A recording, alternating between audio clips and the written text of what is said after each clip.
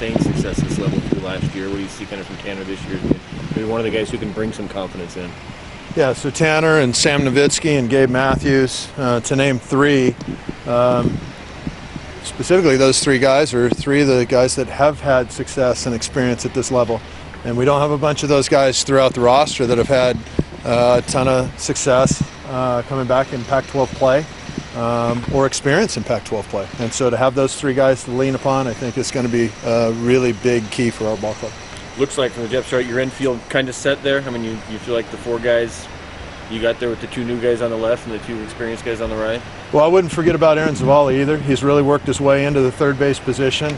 You know, between him and Kasevich at third base, Kasevich can also be swung to shortstop. You know, between Kasevich and Grant, both are really plus defenders.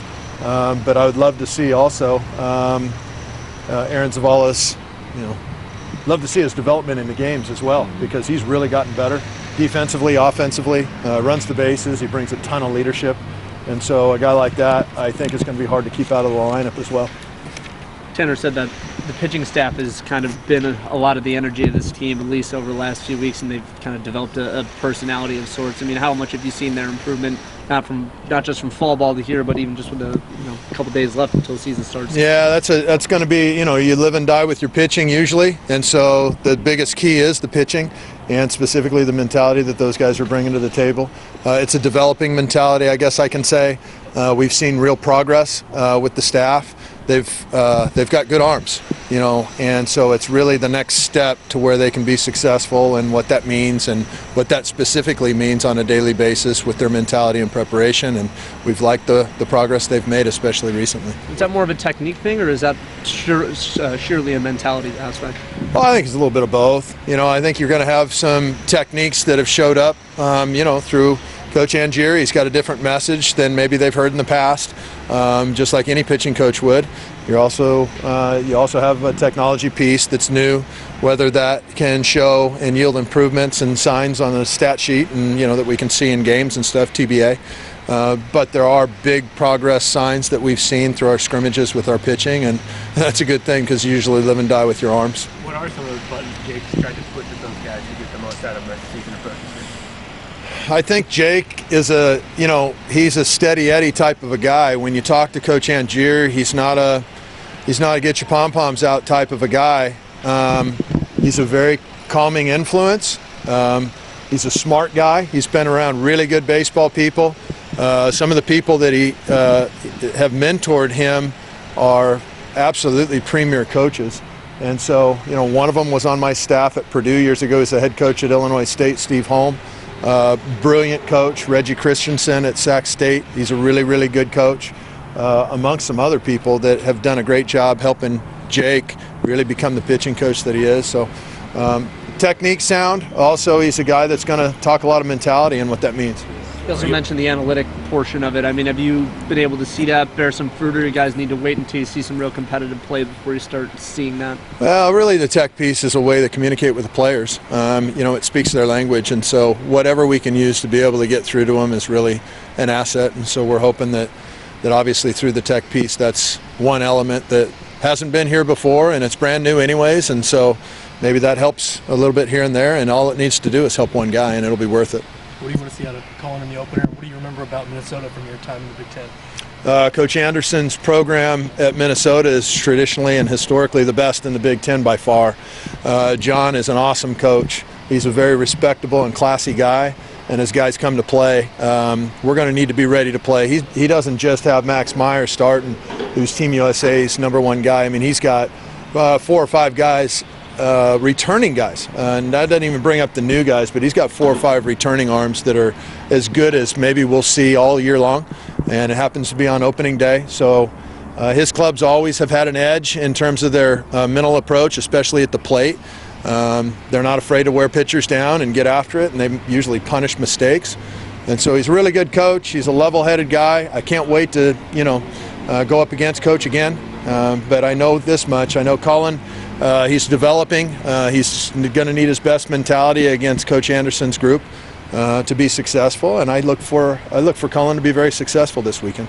The 4 stars you picked are all guys who've pitched at this level before. Was that kind of a thinking you wanted to kind of start with some veteran guys and maybe some freshmen pushing them, but go with the veterans early? Yeah, and I mean, for me, it's probably not just pitching wise, but I feel as though if it's close to start the year, I want to see the older guy. I want to see the veteran. Nothing against the younger guys. We've got some younger guys that have just done an awesome job, and look like they're going to be really good players at this level. But there's something to be said for an older guy getting first crack at things, and so through the rotation and maybe through the starting lineup, we'll see that theme. Jovan available out of the pen, or are you going to bring him along slowly before starting? Or is... Yes and yes. He'll clearly be available out of the pen. I just don't feel as though he's built his pitch counts up and stuff to where, it's an effective start type situation. His mentality's off the charts.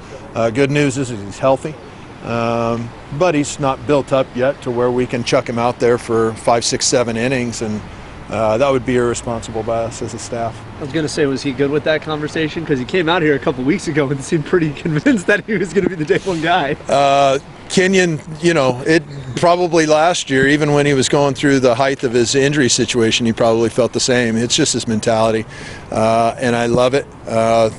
It wasn't really a discussion that was a difficult discussion at all. I think he knows exactly where he stands better than anybody, and we've had awesome discussions. Kenyon's also swung the bat exceptionally well, and so look for him to be in the middle of the order on day one, because that's how he's played. Obviously, guys always got to play well enough to keep jobs, but do you see a lot of fluctuation in your staff and your lineup over these first few weeks, or do you want to try to roll with a set group for a few weeks and see how guys handle roles that way? For me, I don't like a lot of transition through pitching rotations and lineups. I could see a couple of different types of lineups, but I don't see that there's going to be huge wholesale changes in the early going. I want people to play with confidence, mentality, and the way you do that is you got to give them a little bit of rope to fail, to where they're not going up there thinking, this is going to be my last at-bat if I strike out, or this is my last inning I'll ever pitch if I don't do well. I'm not saying that that's how the kids have felt in the past. I don't know that.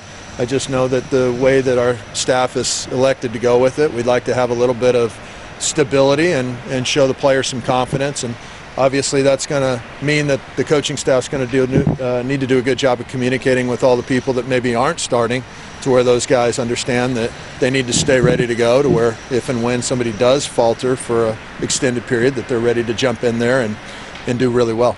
How's your catcher competition coming around? It's a heck of a competition, and it's still evolving. Sam Olson today would be your starter. The other two guys, Jack Scanlon would be your number 2 guy, and Aaron Zavala would be your 3rd guy. Parker Schmidt would be 4th. And, Parker's done a great job some days too, and he looks like a starter. But Sam consistently throughout the scrimmages during the spring has emerged as the leader, and he'll get the start on day one. You said Jovan is a two-way. It looks like you have Scanlon and Kasevich are also, those guys are possibly bullpen and hitting-wise. Scanlon can chuck it off the mound. Yeah. He's been up to some decent numbers in his life, and so he can assist us on the mound as well.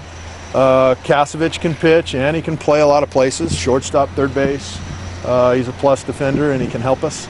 And so, there are a lot of pieces on the club that can be used in a lot of different ways to hopefully get us some wins. I don't know if you saw Steve's article from the other day, but what does it mean to you to see George Horton backing coaching over at Orange Coast? It means the world to all of us. I sat with Coach yesterday for hours at the Altabelli Memorial Service. I thought the article was very well done. I'm sure he would probably echo that, but I didn't really talk with him specifically about the article. But I'd let him answer that for himself. But I do know this much: he's the memorial service humbles anybody, and when you get over 10,000 people sitting at Anaheim Stadium, and the emotion that was there, and everything you felt, it was an awful day, and it was a wonderful day at the same time. Circumstances just tragic and awful. But spending time with Coach and his family, he's an awesome man. And if there's somebody that's going to assist the people on that roster at Orange Coast College to help them be better people, I don't know if any of us would pick anybody better than Coach. And so he's obviously good with it. And if he's good with it, we're good with it. And man, we're excited for Coach to be able to have that opportunity to be able to impact young people's lives that are going through. It's rough. It's some tough stuff, and seeing the looks on those kids' faces yesterday. Thank you.